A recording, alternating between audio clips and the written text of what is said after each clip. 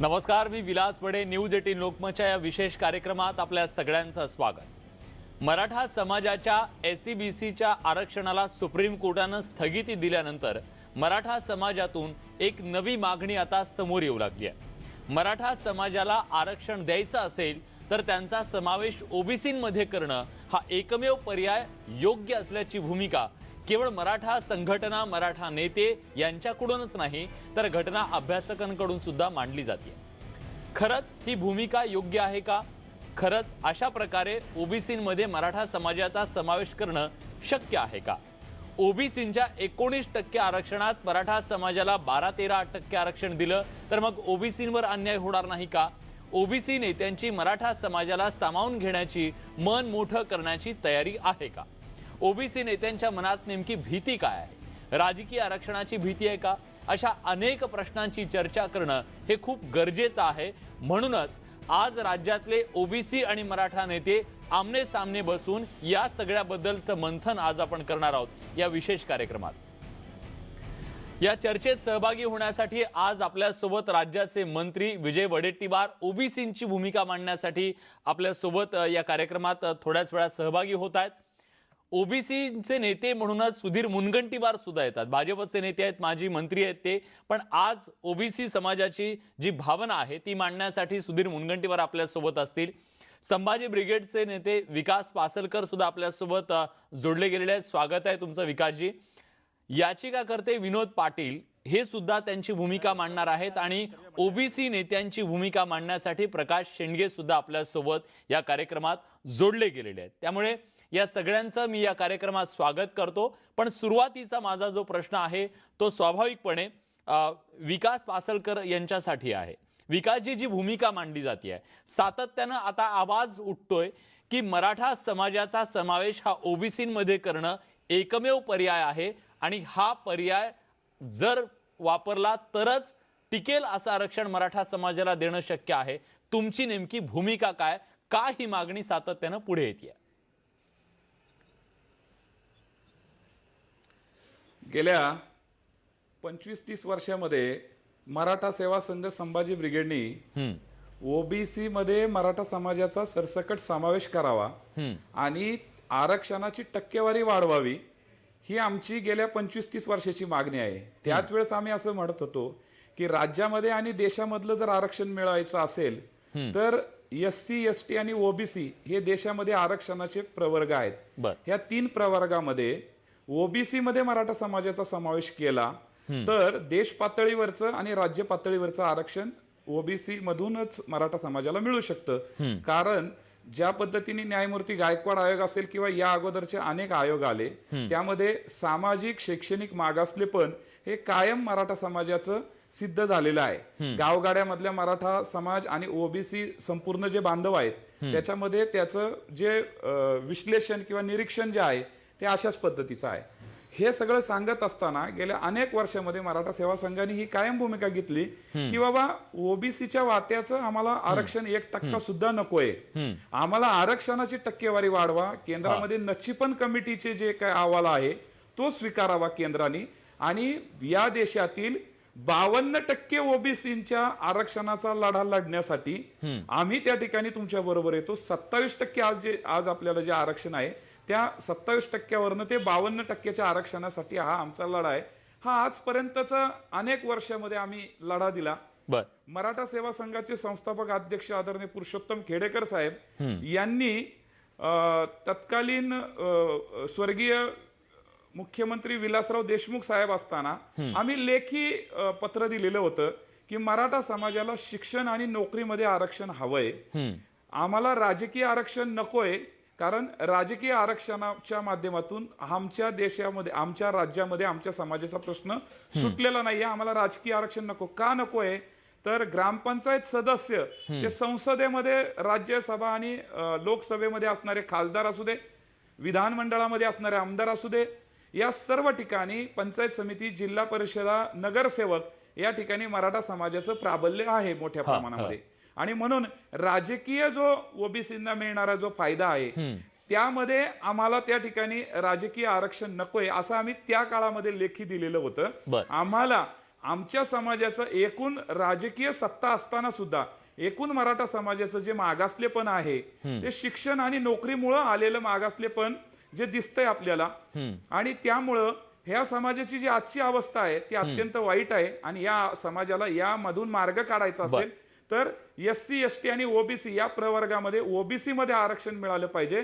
त्याला अनेक दाखले आहेत, कारण विदर्भामधले कुणबी आहेत, ते मराठा समाजाच्या इथल्या पश्चिम महाराष्ट्राच्या आणि मराठवाड्यातल्या लोकांचे नातेवाईक आहेत, आणि त्यामुळे एकूण शेतीशी संबंधित असणारा समाज याचं जे मागासलेपण आहे ते अलीकडच्या काळामध्ये किंवा अनेक आयोगाने सुद्धा या ठिकाणी आपली भूमिका मांडलेली आहे. अलीकडच्या न्यायमूर्ती गायकवाड आयोगाने सुद्धा SC-BCचा जो वर्ग आहे त्याच्यामध्ये सर्वेक्षणामध्ये हेच दाखवलेलं आहे की सामाजिक दृष्ट्या मागासलेपण आणि शैक्षणिक दृष्ट्या मागासलेपण तुमचं असं म्हणणं आहे की आधार आहे, आमच्या मागणीला आधार आहे आणि त्यामुळे आम्ही हे मागतोय. आमची ही भूमिका कायम आहे की आम्हाला ओबीसीच्या वाट्याचं 1% पण आरक्षण नकोय, हे आम्ही कायम भूमिका मांडलेली आहे. ठीक आहे. आणि म्हणून आम्हाला ओबीसी मध्ये या चर्चेमध्ये खरं तर भाजपचे नेते किंवा माजी मंत्री म्हणून नाही तर ओबीसीचे एक प्रतिनिधी म्हणून, त्यांचे नेते म्हणून आज आपल्यासोबत सुधीर मुनगंटीवार सर जोडले गेलेले आहेत. स्वागत आहे सर.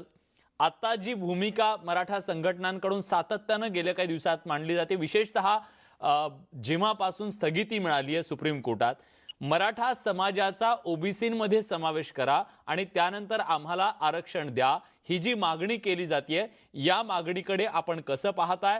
मराठा समाजाला सामावून घेण्यासाठी ओबीसी समाज तयार आहे का? असं आहे की या संदर्भात आत्ताच आपण भूमिका आहे की मराठा समाजाने ओबीसी समाजामध्ये आम्हाला आरक्षण द्या अशी कुठेही मागणी केली नाही. मराठा समाजाने स्वतंत्र आरक्षण मागितलं आणि ज्या आरक्षणाचा फायदा मराठा समाजामध्ये असणारा जो गरीब आहे, जो नाहिरे वर्ग आहे, पण ज्याच्यामध्ये काही हुनर आहे, ज्याच्यामध्ये स्किल आहे, ज्याच्यामध्ये काही करण्याची शक्ती आहे, अशांना एक संधी उपलब्ध व्हावी. गरिबी ही त्याच्या प्रगतीमध्ये, उन्नतीमध्ये, त्याच्या विकासाच्या मार्गामध्ये स्पीड ब्रेकर होऊ नये आणि यासाठी आरक्षण. जेव्हा संविधानामध्ये आरक्षण दिलं तेव्हा सर्व जाती धर्माला समान संधी प्राप्त व्हावी. काही समाज हे अति मागास होते आणि काही समाज अति मागास असल्याने त्याही समाजाला मुख्य प्रवाहात येताना त्यांची गरिबी किंवा त्यांचा सांस्कृतिक मागासपणा हा कारण ठरवू नये ही यामध्ये महत्वाची भूमिका होती आणि म्हणून आपण आरक्षण दिलं. आता हे खरं आहे, दुर्दैवाने स्वातंत्र्यानंतर शिक्षण या विषयावर आपण ज्या पद्धतीने काम करायला हवं होतं, स्वातंत्र्यानंतर आपण साक्षरतेची व्याख्या इतकी साधी सरळ केली की पहिली पास असेल तरी तो साक्षर होतो. एक रेष मारून ग न प त असं लिहिलं तरी त्याला साक्षर म्हटलं जातं. ही आपली सर्वात माझ्या दृष्टीने बोगस आणि स्वतःची स्वतःला फसवणूक केलेली व्याख्या होती. आणि यातून मग देशामध्ये वाढणारी लोकसंख्या, जातीमधल्या गरिबी मध्ये जे जीवन जगणारे लोक, याचं एक आरक्षण असावं, त्यांनाही मुख्य प्रवाहात येता यावं. आता मराठा समाज हे खरं आहे, मराठा समाजाचे मुख्यमंत्री होते, पण त्याचा फायदा काही मराठा समाजात शेवटच्या व्यक्तीगत होणार. या गोष्टी ते पण मान्य करतायत की मराठा समाजाचे नेते मुख्यमंत्रीपदी होते, आरक्षण मराठा राजकारणी खूप होते, पदावर पोहोचले, पण त्याचा फायदा समाजाला झाला नाही, हे ते मान्य करतायत ना. मुद्दा हा आहे, आता त्यांची जी मागणी स्पष्ट आहे, पासलकरांनी मागणी स्पष्टपणे मांडली की आता आम्हाला आरक्षण हे ओबीसी मधून दिलं जावं, तो एकमेव पर्याय उरलेला आहे. ही जी मागणी केली जाते त्याकडे तुम्ही कसं पाहताय? SC-BCचं त्यांचं आरक्षण टिकलं नाही किंवा त्याला अडचणी येत आहेत म्हणून ते आता ओबीसी मध्ये येऊ पाहतायत, तर तुम्ही तयार आहात का? नाही, मला असं वाटतं की याला महाराष्ट्रामध्ये सर्व ओबीसी समाज, मराठा समाज आणि इतर सर्वांशी जेव्हा बैठका झाल्या तेव्हा यामध्ये स्पष्टता सरकारने अतिशय योग्य पद्धतीने तर्काच्या आधारावर सांगितलेली आहे. म्हणून हा प्रश्न उपस्थित होतो असं मला वाटत नाही. पण सरकारने मराठा समाजाचं जे आरक्षण आहे ते टिकवण्यासाठी त्या संदर्भामध्ये तर्काच्या आधारावर सुप्रीम कोर्टामध्ये बाजू मांडण्यासाठी आणि मराठा समाजातल्या शेवटच्या वर्गाच्या, शेवटच्या व्यक्तीच्या, परिवाराच्या उन्नतीसाठी विविध योजना आणि सुप्रीम कोर्टामध्ये वकिलांची फौज उभी करून योग्य आरक्षणाचा फायदा हा द्यावा या दृष्टीने नियोजन केलं पाहिजे. जाती जातीमध्ये भांडण जाऊन, गटागटामध्ये भांडण जाऊन, वर्गावर्गामध्ये भांडण जाऊन मला वाटतं की राज्यामध्ये आपल्याला स्थिरता आणि योग्य वातावरण ठेवता म्हणजे येणार तुम्हाला नाही. असं वाटतंय ओबीसीमध्ये जर आरक्षण दिलं तर ओबीसीमध्ये अस्वस्थता निर्माण होईल? नाही, मला असं वाटतं की असं आरक्षण देता येणं नाही, कारण तुम्ही माननीय गायकवाड साहेबांनी जे सांगितलं त्या हा. शिफारशीमध्ये आमची उपस्थित नाही झाला आहे ना. बर, ठीक आहे. खरं तर या सगळ्यामध्ये ओबीसी समाजामध्ये एक अस्वस्थता जी आहे ती राजकीय आरक्षणाच्या संदर्भातली सुद्धा आहे असं म्हटलं जात आहे. त्याबद्दल सुद्धा आपल्याला विचारायचं आहे. आणि खरंच यातले जे पर्याय सांगितले जात आहेत ते पर्याय कायद्याच्या कसोटीवर टिकणारे आहेत का? जे दावे दाखले दिले जात आहेत ते कितपत योग्य आहेत याची ही चर्चा आज या मंथनातून आपण करणार आहोत एका छोट्याशा ब्रेक नंतर. कुठे जाऊ नका, पहा फक्त न्यूज 18 लोकमत.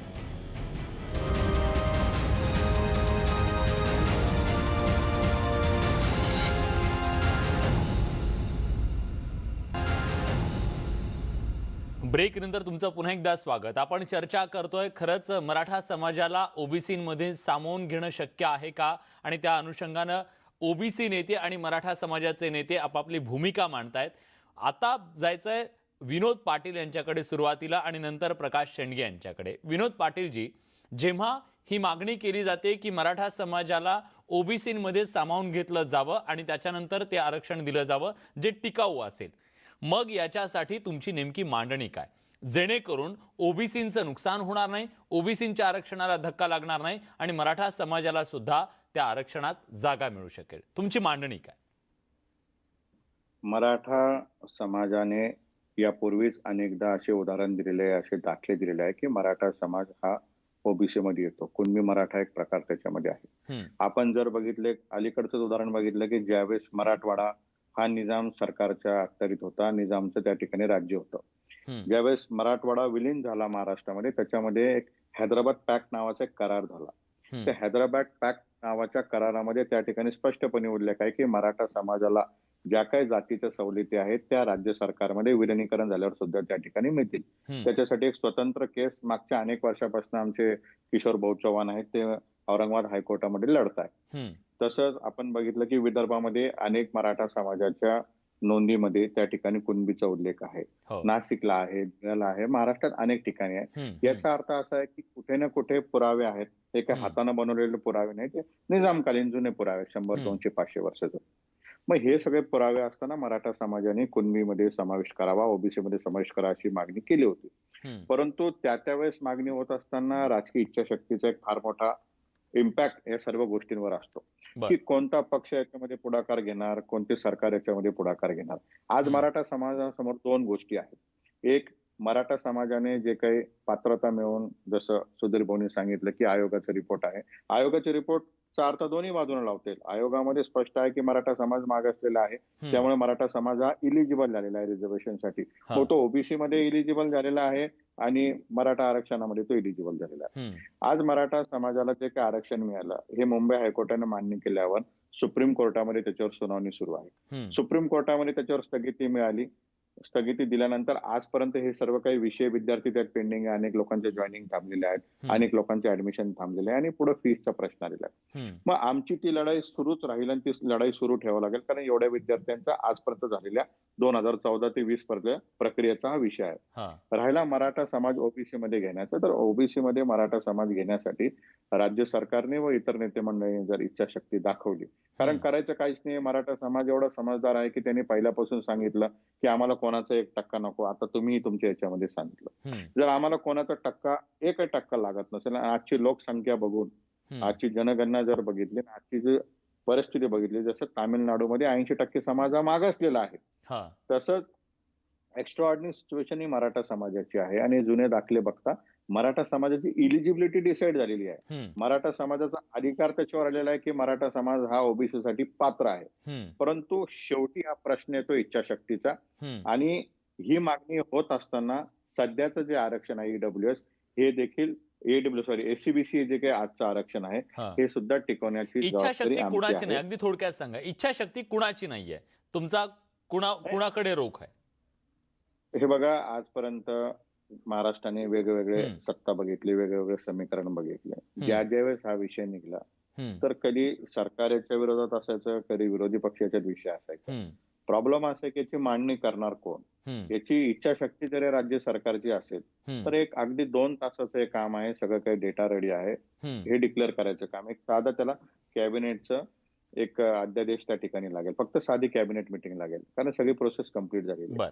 परंतु इच्छाशक्ती राज्यकर्त्याची नाही असं माझं स्पष्टपणे मत आहे. यांना यांच्या वोट बँकचा विषय आहे.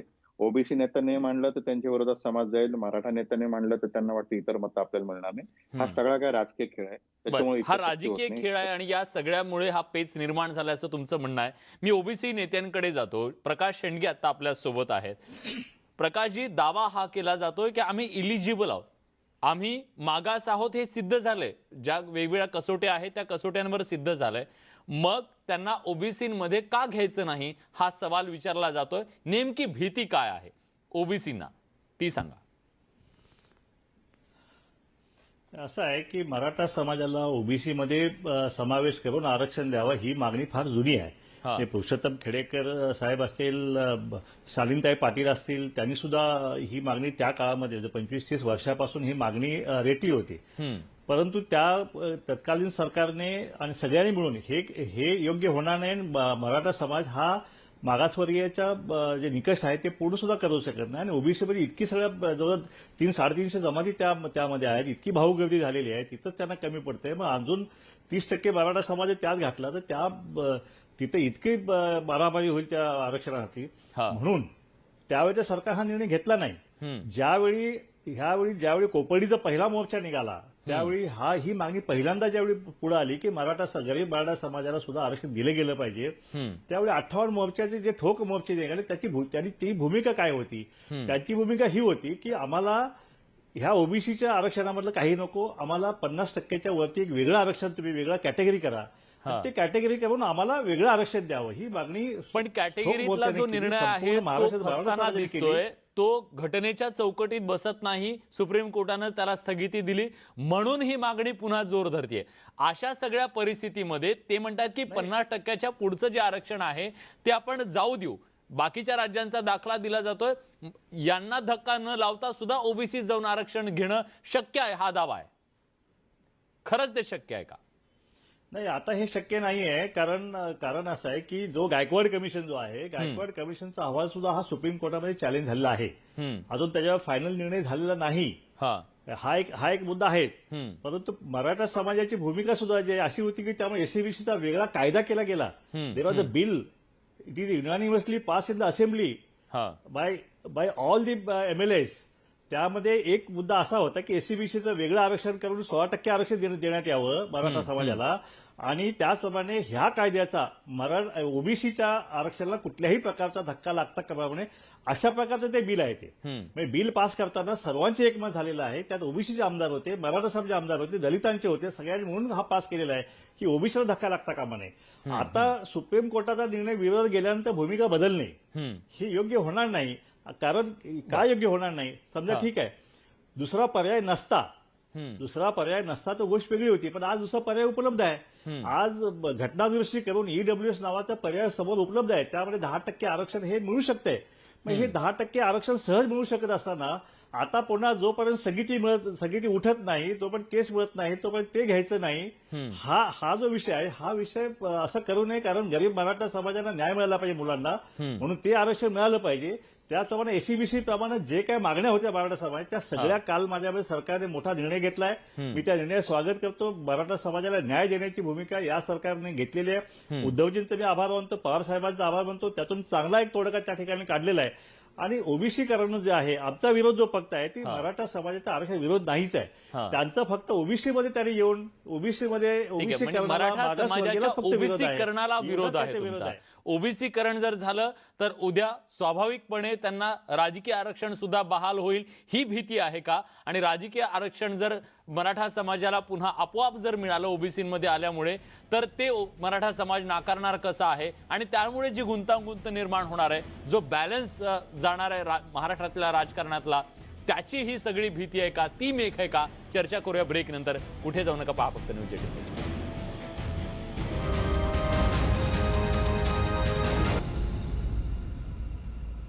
मराठा समाजाला ओबीसी आरक्षणाचा पर्याय आहे का, या सगळ्याबद्दल चर्चा आपण करतोय आणि या चर्चेमध्ये सहभागी होत आहेत आता राज्याचे मंत्री विजय वडेट्टीवार. खरं तर ते मंत्री म्हणून नाही, कुठल्या पक्षाचे नेते म्हणून नाही, तर ओबीसी समाजाचे एक नेते म्हणून या चर्चेमध्ये ते सहभागी झालेले आहेत. वडेट्टीवार सर, स्वागत आहे तुमचं या चर्चेमध्ये. काल तुम्ही एक न्यायाची भूमिका मांडली. ओबीसीमधल्या ज्या छोट्या जाती आहेत त्यांना सुद्धा न्याय मिळाला पाहिजे अशी भूमिका एका बाजूला तुम्ही मांडली, पण त्याचवेळी मराठा समाजाचा ओबीसीमध्ये समावेश करावा आणि तो एकमेव पर्याय आहे अशा प्रकारची मागणी सुद्धा जोर धरू लागली आहे. अशा सगळ्या परिस्थितीमध्ये जी मांडणी केली जाते ती मांडणी तुम्हाला मान्य आहे का? तुमची तयारी आहे का ओबीसी नेते म्हणून मराठा समाजाला ओबीसीमध्ये घेण्याची? नाही बघा, ओबीसी समाजामध्ये मराठा समाजाला घेत असेल तर ओबीसी समाजाचं आरक्षण वाढवून मिळालं पाहिजे. ते जाऊ द्या मग 60% 70% किती जातं इथे द्या तेवढं. आणि विशेष म्हणजे प्रश्न असाच येतो की तुम्ही ओबीसी समाजाला आत्ता मिळणारं आरक्षण 27%, त्यातून 8% आरक्षण आपण भटक्या जमाती विजयंतीसाठी आपण दिलेलं आहे आणि उरला 19%. 19%मध्ये 8 जिल्हे असे आहेत ज्या 8 जिल्ह्यामध्ये आरक्षण चंद्रपूर असेल, गडचिरोली असेल, यवतमाळ असेल आणि धुळे, नंदुरबार, नाशिक या जिल्ह्यामध्ये जेमतेम 11% आरक्षण आहे. म्हणजे 6% तर 11% या जिल्ह्यामध्ये. उद्या जर पोलीस भरती झाली तर या ओबीसीना फक्त 11% आरक्षण 52% लोकांना मिळेल. 52% लोकसंख्या असलेला आता म्हणजे ही वस्तुस्थिती आहे. आणि अशा परिस्थितीमध्ये आम्ही कधीही मराठा समाजाच्या कुठल्याही मागणीला विरोध केला नाही. मी सुद्धा त्या उपसमितीमध्ये होतो. मराठा समाजातल्या गरीब मराठा समाजाच्या माणसाला न्याय मिळालाच पाहिजे, ती भूमिका आमची राहिली. आज आहे, उद्या आहे आणि परवाही राहील. ही भूमिका आम्ही कधीच बदललेली नाही. परंतु हे सगळं करत असताना ओबीसी मध्ये त्यामध्ये समावेश न करता त्यांचा स्वतंत्र कधीही त्यांना आरक्षण देण्यासाठी आमचा विरोध अजिबात नाही. परंतु मराठा समाज हा राज्यकर्ता समाज आहे. तुम्हाला आता सांगून घ्यायची गरज नाही, मी कार्यकर्ता म्हणून बोलतोय, नेता मंत्री म्हणून नाही. आजही मंत्रिमंडळामध्ये 26-27 मंत्री मराठा आहेत. म्हणजे हे सांगायची काही गरज नाही, कारण सगळ्यांनाच माहीत आहे. आणि आमच्या ओबीसीचे पाहिले तर 3 मंत्री आहेत. ही सगळी परिस्थिती पाहता शेवट कसं आहे की कोणाला न्याय देत असताना दुसऱ्यावर अन्याय होऊ नये. एकाला न्याय द्या आणि दुसऱ्यावर अन्याय करा, ही भूमिका तर मी मंत्री म्हणून नव्हे, कार्यकर्ता म्हणून अजिबात सहन करणार नाही. जे व्हायचं, कारण हा माणूस, हा समाज जो आहे, हा 18 बगड जमातीचा समाज, 12 बलुतेदारांचा समाज, हा यामध्ये असलेले अनेक समाजाला आता स्वतःला राहायला घर सुद्धा नाही. सकाळी कुठेतरी कमवून संध्याकाळी त्यांच्या ताटात काहीतरी पडते असा, म्हणजे इतका गरीब समाज आहे हा ओबीसी मधला. अनेक समाज आहे, त्यामध्ये मग धनकर आहे, त्याच्यामध्ये विदर्भामधले कुणबी सुद्धा आता ओबीसी मध्ये आहेत, पहिल्यापासून आहेत. माळी आहे, तेली आहे आणि हे सगळे 12 बलुतेदार आहेत. आज कोळी समाज विदर्भातला जो आहे, कोळी समाज सांगतो तुम्हाला, इतकी वाईट अवस्था आहे कोळी समाजाची. शिक्षणाचं प्रमाण त्यांचं जेमतेम 20% सुद्धा नाही. म्हणजे तुमचं असं म्हणणं आहे, माफ करा सर तुम्हाला थांबवतोय, तुमचं असं म्हणणं आहे की जर ओबीसी समाजामध्ये मराठा समाज आला तर 19% मोठा वाटेकरी येईल आणि तो वाटेकरी आला तर या छोट्या छोट्या समाजावर अन्याय होईल, ही तुमची भीती आहे? नाही, नक्कीच भीती आहे ती, ते लपून राहिलेलं नाहीच. हे बघा, मी तुम्हाला क्लिअर सांगतो, आम्ही ओबीसी समाजामध्ये आल्यानंतर आज मराठा समाजाची लोकसंख्या महाराष्ट्रातली सगळ्यांना माहिती आहे. आणि त्यांना जर मग एक काय होईल याच्यामध्ये, एक ना धड भाराभर चिंध्या, ना त्यांना मिळेल ना आम्हाला मिळेल. मग काय होईल की मग आरक्षण संपवण्याच्या दिशेनं तरी वाटचाल नाही, असा लोकांमध्ये समज जाईल. आज तुम्हाला सांगतोय की बघा, 2017 मध्ये मागच्या वेळेस जो घेतलेला निर्णय आहे, या मागासवर्गीयांच्या प्रमोशनच्या संदर्भामध्ये एक जी आर काढला 2017 मध्ये. आणि एकदा प्रमोशन देणाऱ्या माणसाला पुढचं प्रमोशनच नाही. हायकोर्टाने निर्णय दिला, आता सुप्रीम कोर्टामध्ये याचिका पेंडिंग आहे. 50% मागासवर्गीयांचं आरक्षण आता थांबलेलं आहे, रखडलेलं आहे. 100 बिंदू नामावलीप्रमाणे सुद्धा ते अजूनही आम्ही हात लावले नाही किंवा पुढे गेलेलो नाही आरक्षणाची, आपल्या प्रमोशनच्या संदर्भात आरक्षणाचं. मला एवढंच सांगायचं या ठिकाणी की आता आपण म्हणजे इकॉनॉमिकली विकर सेक्शन याच्यामध्ये आपण त्यांना EWS मध्ये आपण वाटा दिला आहे मराठा समाजाला. आणि हा तात्पुरती जरी असली तरी उद्या कोर्टाची लढाई महाराष्ट्रात आघाडी सरकार लढते आहे. मी क्लिअर सांगेल की देशामध्ये 29 राज्यामध्ये 50% वर आरक्षण आहे, तिथे स्थगिती मिळाली नाही. पण महाराष्ट्रामध्ये मराठा समाजाच्या SW आरक्षणाला ही स्थगिती का दिली, हा माननीय न्यायालयाचा, सर्वोच्च न्यायालयाचा तो निर्णय आहे. त्यावर भाष्य करणं उचित होणार नाही. परंतु या संदर्भात महाराष्ट्र सरकार प्रामाणिकपणे इमानीद्वारे जो पाहिजे तो सगळं लायर लावून, वकील लावून, वकिलांची फौज उभी केली. जे हायकोर्टामध्ये वकील या सगळ्या संबंधासाठी लढत होते तेच पेक्षा सरकारने सगळे प्रयत्न केले पण तरी देखील स्थगिती मिळाली. एक मिनिट घेतो. स्थगिती मिळाली म्हणून तर आता ते म्हणतात की आता आपण पर्याय हाच आहे म्हणून ओबीसी मध्ये देणं. नाही बघा, आम्ही तर आमचा विरोध नक्की आहे. मी मोठं मन करायचा विषय नाही. काही जणांनी मला फोन करून सांगितलं आम्ही मोठं मन करायला हरकत नाही असं अनेकांचं मत आहे. म्हणजे काही लोकांनी मला सांगितलं, पण मला तरी वाटतं की या सगळ्या ओबीसी समाजावर फार मोठा अन्याय होईल. ठीक आहे. एक महत्त्वाचा प्रश्न मला आज तुम्ही चर्चेत आहात म्हणून मराठा नेत्यांना सुद्धा विचारायचा आहे सर. मी ब्रेकच्या नंतर तो विचारणार आहे. जर तुम्हाला ओबीसी मध्ये जायचंय, ओबीसी मध्ये पाहिजे, तर मग ओबीसी नेतृत्व का नाही? मग वडेट्टीवार जर तिथं मंत्रिपदावर होते त्यांना बाजूला करा म्हणून मागणी एका बाजूला करायची आणि ओबीसी मध्ये आम्हाला जायचंय, हे असं दुहेरी मापदंड लावला जातोय का? त्याबद्दल सुद्धा बोलणं गरजेचं आहे. मी त्याबद्दलचं सुद्धा मत मराठा समाजाच्या नेत्यांना विचारणार आहे. कारण शेवटी मन सांधणं गरजेचं आहे आणि ही मन सांधण्याची प्रक्रिया तरी सुरू होऊ शकते का, याबद्दल बोलूया. ब्रेक नंतर कुठे जाऊ नका, पहा फक्त न्यूज 18 लोकमत.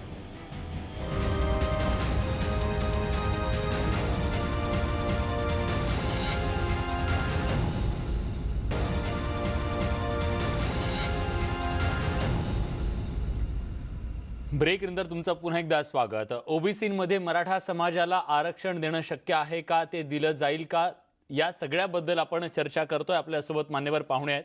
ब्रेकच्या पूर्वी आपण खरं तर ओबीसी नेत्यांची भूमिका जाणून घेतली, पण त्यातून एक प्रश्न जो निर्माण झाला तो मुद्दा घेऊन पासलकर यांच्याकडे मला जायचं आहे. पासलकरजी, एका बाजूला आपण म्हणतोय की ओबीसी नेत्यांनी मन मोठं करावं, ओबीसी समाजानं मन मोठं करावं, पण जेव्हा एखादा ओबीसी नेता मराठा समाजाच्या तिथं पदावर जातो तेव्हा त्याला विरोध केला जातो केवळ ओबीसी म्हणून. अशा प्रकारची जर भावना ओबीसीमध्ये गेली तर मग मन मोठं कसं करणार? मग मराठा समाजानं सुद्धा थोडं मन मोठं करण्याची गरज आहे का? नाही, विलासजी, तुम्ही विचारलेल्या प्रश्नाच्या संदर्भामध्ये मी सर्वप्रथम मंत्री महोदय वडेट्टीवारजी आज या ठिकाणी आपल्या चॅनेलवरती एक समाजाचे प्रतिनिधी म्हणून आलेले आहेत आणि मी त्यांचं स्वागत करतो. त्यांनी सुरुवातीला सांगितलं की बाबा मराठा समाजाला ओबीसी मधनं आरक्षण द्यायला आमची काही हरकत नाही, परंतु आरक्षणाची टक्केवारी वाढवली पाहिजे. आणि हाच महत्वाचा मुद्दा आहे की आज देशामध्ये ईडब्ल्यूएसच्या आरक्षणाने ऑलरेडी 50%ची मर्यादा आता ओलांडली जाणार आहे. महाराष्ट्राने तर 52% आरक्षण आपल्या महाराष्ट्रामध्ये आहे आणि आमची कायम भूमिका राहिलेली की ओबीसीच्या वाट्याचं 1% पण आरक्षण मराठा समाजाला नको आहे.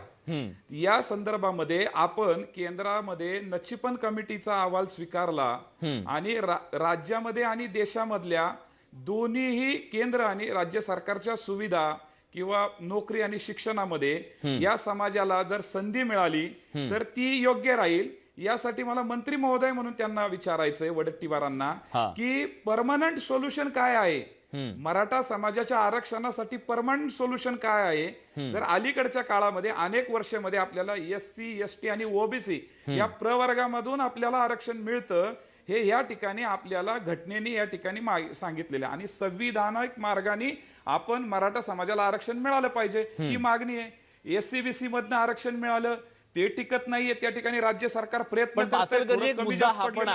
एक मुद्दा हा पण आहे, त्याचं प्लीज क्लेरिफिकेशन तुम्ही द्या. तुमची भूमिका स्पष्ट करा जी मांडणी केली जाते. उद्या जर समजा ओबीसीमध्ये मराठा समाज आला तर बट ऑब्वियस त्यांना आरक्षणाचा लाभ मिळणार आहे. कुठल्या? राजकीय आरक्षणाचा. जर राजकीय आरक्षणाचा ओबीसीमध्ये येऊन मराठा समाजाला लाभ मिळाला तर मग ओबीसीवर जो आतापर्यंत अन्याय झालाय तो अन्याय वाढत जाईल. ही जी भीती आहे ती कशी दूर करणार, त्याचं उत्तर द्या.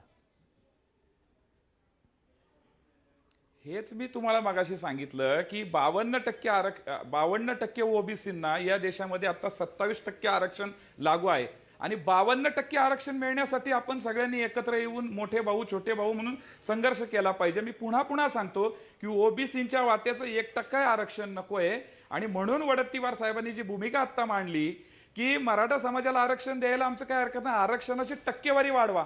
या टक्केवारी वाढवण्यासारखं आपण लढलं पाहिजे. कारण परमनंट सोल्युशन काय आहे हे मी तुम्हाला सांगतोय की कॉन्क्रीट मराठा समाजाचं आरक्षण हे टिकाऊ कसं राहील.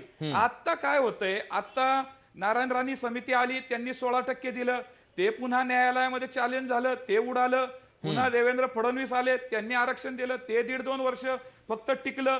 ते आता भाजप आणि ह्या सगळ्या राजकीय याच्यामध्ये मग महाआघाडीचं सरकार असेल, काही बाजू कमी जास्त होतात. या ठिकाणी केंद्र सुद्धा पार्टी होऊ शकलेलं नाहीये. या ठिकाणी मी मागच्या काळात सांगितलं की बाबा राम मंदिराचा विषय न्यायालयाच्या माध्यमातून मार्गी लागतो, या ठिकाणी तिहेरी तलाकचा मार्गी लागतो, 370व्या कलमचा मार्गी लागतो, ईडब्ल्यूएसच्या आरक्षणाचा मार्ग लागतो प्रश्न. आणि मग मराठा समाजाचाच केवळ आरक्षण स्थगिती मिळते, त्या ठिकाणी अंतरिम स्थगिती मिळते, अंतिम स्थगिती नाहीये. त्या ठिकाणी ती स्थगिती उठवण्यासाठी राज्य सरकारने प्रयत्न केला पाहिजे. आणि ते प्रयत्न चालू आहेत, ते प्रयत्न तर राज्य सरकारकडून चालूच आहेत ना. मध्ये जरी घातलं असतं हा ते प्रयत्न चालू. माझ्या प्रश्नाचं उत्तर तुम्ही दिले नाही. जर आणि दुसरी गोष्ट, जे राजकीय आरक्षण आहे त्या राजकीय आरक्षणाचा वाटेकरी मराठा समाज होणार आहे जर ओबीसी मध्ये आल्यानंतर, त्याचं उत्तर काय? ओबीसी नेत्यांमध्ये ती सर्वात मोठी भावना आहे ना की उद्या राजकीय आरक्षण सुद्धा जाणार आहे ओबीसी मध्ये आल्यानंतर, ती कशी दूर करणार?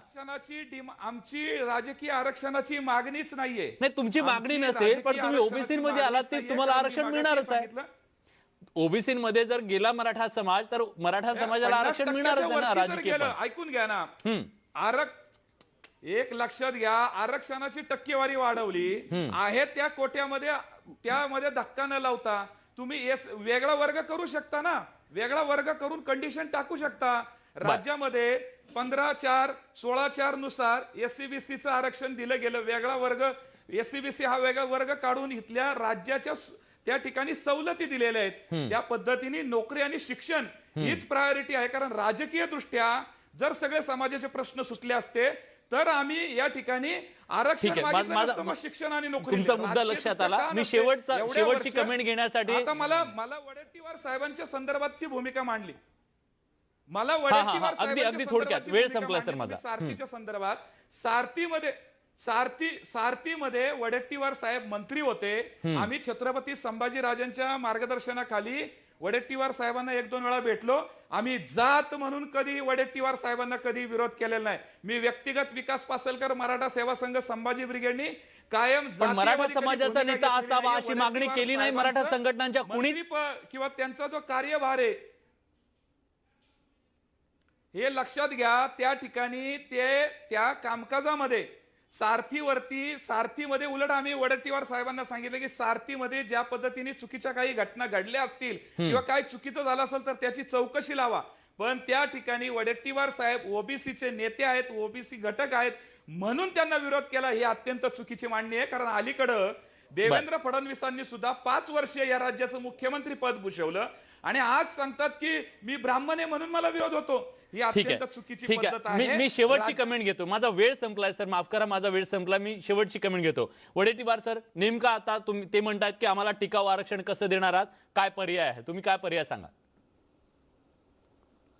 नाही, टिकाऊ आरक्षणासाठी आपण आता EWS मधून 10 म्हणजे इकॉनॉमी याच्यामधून 10% आरक्षण आता आपण मंत्रिमंडळाने निर्णय घेतला. त्याच्यातलं 10% मध्ये त्यांचं आता सध्या ही व्यवस्था काही परमनंट नाही. जोपर्यंत सुप्रीम कोर्टामध्ये ही जे काही आता अंतरिम स्थगिती आहे त्या उठवण्यासाठी आमचा सर्वचा प्रयत्न आहे. आणि मला विश्वास आहे की नक्की या संदर्भात सकारात्मक निर्णय येईल. कारण कुठल्याही राज्यामध्ये अशा प्रकारची स्थगिती मिळाली नव्हती आणि कसं झालं काय झालं हा वेगळा प्रश्न आहे. पण पाहिजे. तुमचं म्हणणं आहे की आता ताकदीनिशी ईडब्ल्यूएसचा एक पर्याय आहे, ईडब्ल्यूएसचा एक पर्याय आहे आणि दुसरं म्हणजे आरक्षणावरची स्थगिती उठवणं हा दुसरा प्राधान्यक्रम जो आहे. या 2 गोष्टीवरती सरकारचं काम सुरू आहे आणि हीच मराठा आरक्षणाची जी लढाई आहे त्या लढाईमध्ये ओबीसी अँगल जो आला, ओबीसीची समावेश करावा ही जी मागणी आली, त्या निमित्तानं ओबीसी नेते आणि मराठा नेते यांच्यामध्ये सुसंवाद घडून आणण्याचा, चर्चा घडून आणण्याचा न्यूज 18 लोकमतचा हा प्रयत्न होता. खरं तर कौतुक करावं लागेल दोन्ही समाजाच्या नेत्यांचं की दोघांनीही आपापली बाजू अत्यंत संयतपणे आणि खूप चांगल्या प्रकारे आपापलं जे म्हणणं आहे ते मांडलेलं आहे. वेळात वेळ काढून मंत्री महोदय सुद्धा आले आणि सगळे मान्यवर आले, त्याबद्दल मी सगळ्यांचे मनापासून आभार व्यक्त करतो. या चर्चेत इथंच थांबतो. धन्यवाद.